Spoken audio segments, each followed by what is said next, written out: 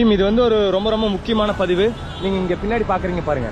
அதாவது இதுக்கு பின்னாடி ஒரு பெரிய விஷயமே இருக்கு. இப்ப நம்ம எத்தனை பக்கம் வந்து நம்ம டோல் கேட்டை வந்து கிராஸ் பண்ணி வந்திருக்கோம். இப்ப நான் இருக்கிற இடம் வந்து பாத்தீங்கன்னா மும்பைக்கு போற வழியில பான்வேல்னு சொல்லிட்டு ஒரு இடம். நான் இந்தியா முழுவதும் டிராவல் பண்ணதுல ஒரே ஒரு இடம் இந்த இடத்துல டிஸ்பிளே வந்து பண்ணிருக்காங்க. என்னன்னா இந்த ரோடுக்காக எவ்வளவு செலவு பண்ணாங்க, ரோடு மேக் பண்றதுக்காக நிறைய விவசாயிகள் கிட்ட இருந்து நிலம் வாங்கியிருப்பாங்க, அதுக்கு அவங்க எவ்வளவு கொடுத்தாங்க, இப்ப வந்து அவங்களுக்கு கலெக்ஷன் மூலமா எவ்வளவு வந்திருக்கு, அவங்க எத்தனை வருஷமா இதை வந்து கலெக்ட் பண்ணிட்டு இருக்காங்க, அவங்களோட பீரியட் என்ன, இந்த டீடைல்ஸ் எல்லாமே வந்து இங்க டிஸ்பிளே பண்ணிருக்காங்க.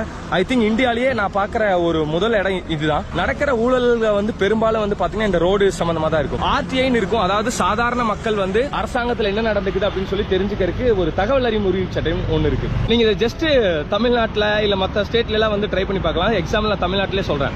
இப்போ ஒரு ரோடு வந்து மேக் பண்ணும்போது இதுக்கு நீங்க எவ்வளவு செலவு பண்ணீங்க, இன்னும் எத்தனை வருஷம் நீங்க கலெக்ட் பண்ணுவீங்க, கான்ட்ராக்டர் ஒரு ஆளுக்கு எத்தனைக்கு இந்த மாதிரி டீடைல்ஸ் எல்லாம் நீங்க தகவல் அறியும் உரிமை சட்டத்தில் போட்டீங்கன்னா உங்களுக்கு கொடுக்க மாட்டாங்க.